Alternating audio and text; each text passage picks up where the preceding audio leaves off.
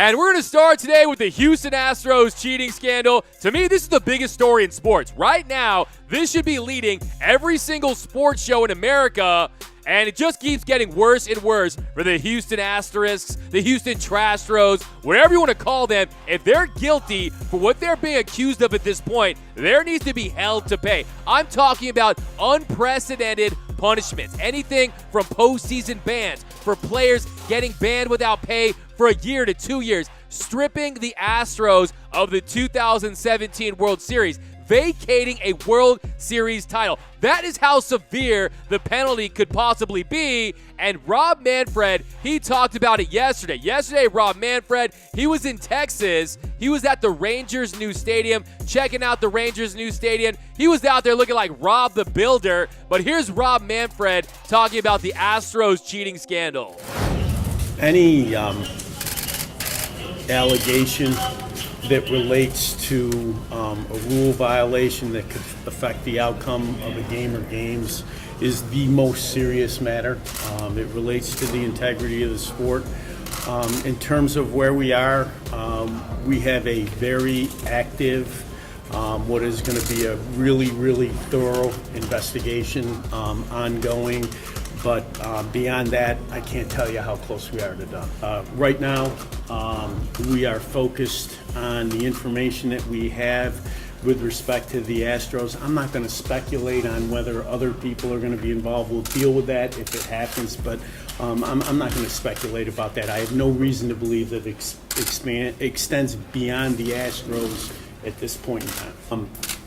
I'm not going to speculate on what the appropriate discipline is. That depends on how the facts are established at the end of the investigation.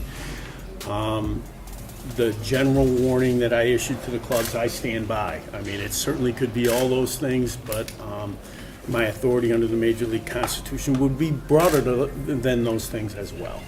And first thing I want to say to Rob Manfred is whatever's on your calendar right now, like, I don't know, going to visit the Texas Rangers' new stadium, going to the owners' meetings, whatever it is, if it does not involve getting to the bottom of this Astros cheating scandal, you throw it out. I don't care if you have weddings to attend, birthday parties, I don't care what it is, Thanksgiving, you need to just scratch everything until you get to the bottom of this scandal, because it is pivotal. This is a defining moment, not just for Major League Baseball, but for your career as the commissioner of baseball, and you need to find out what exactly is going on. And one thing's for sure, if Major League Baseball won't out the Astros, the internet will. The internet has come alive and has taken control of this story thanks to the greats like John Boy. But my favorite thing is all the tweets. The tweets have been nonstop. They have been delivering. My favorite of any of the Astros tweets is by Ben Porter. The Astros dugout when the catcher gives the changeup sign.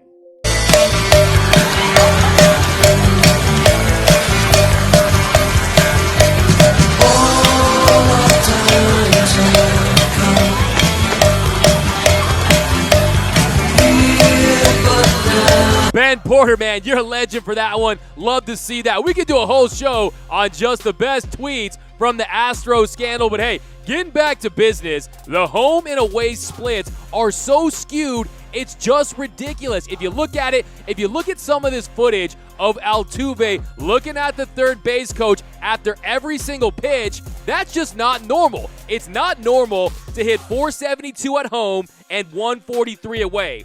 For Carlos Correa, 371 at home, 211 away. McCann, 300 at home, 37 away. .037 hitting away, 300 at home. And then Alex Bregman, 273 at home and 154 away. So those splits do not lie. And also look at the numbers. 8-1 at home and 3-6 away. Look, you're going to get home cooking, but if you look at this too, this was found in an Astros championship DVD. After the game, look at the players going through the dugout after the game, and they just casually find a guy, looks like a young intern, And you know what that means? That means if he's a young intern, he hasn't been working in Major League Baseball that long. That means he's at the World Series living out his dream. And you mean to tell me he's back there watching anything other than the World Series? What is he doing? He's out there playing Fortnite? Is he binging Cheaters so he can perfect his craft?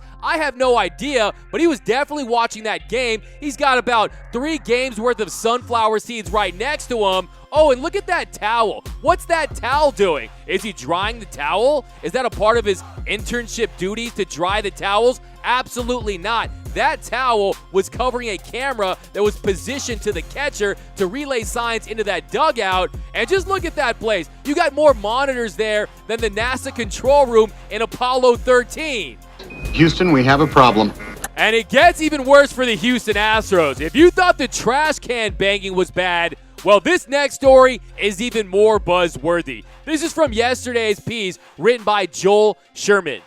In recent days, I've had scouts and executives talk to me about a variety of methods they think have been or could be employed, such as a realistic-looking electronic bandage placed on a player's body that buzzes in real time to signal what is coming. What he's saying there is that players may have had bandages or wristbands or whatever it is, devices that buzzed in the pitch that was coming. You've got to be absolutely kidding me. At this point, they're sitting at the plate and they're getting buzzed as to what pitch is coming. That's absurd. May as well just put the ball on a tee and let them tee off on it, because that is ridiculous. You got guys at the plate and they're looking at the pitcher and all they're hearing is bzzz, fastball, bzzz, bzzz, curveball, bzzz, bzzz, bzzz, change up. If that's what it is, hey, the Killer Bees was supposed to be Biggio and Bagwell. Hey, well, these are the Killer Bees 2.0, and if they find out that this is true, that they were wearing devices that let them know the pitch that was coming through buzzes, they need to do them like Buzz Lightyear and suspend them to infinity and beyond. I'm telling you, we're talking full year suspensions without pay. This could get ugly, and look, all I'm going to say about this is baseball, you have to do whatever it takes. Do whatever it takes to deter teams from doing this in the future. Because let's be honest here, baseball is the cheating sport. Baseball is the sport that had the 1919 Black Sox, has Pete Rose. It's the sport that had Gaylord Perry and Whitey Ford. The sport where all the way back in 1900, teams were accused. The Philadelphia Phillies were accused of using electric devices to steal signs all the way back in 1900. You had the steroid era. Do you want baseball to always be known as the cheater sport?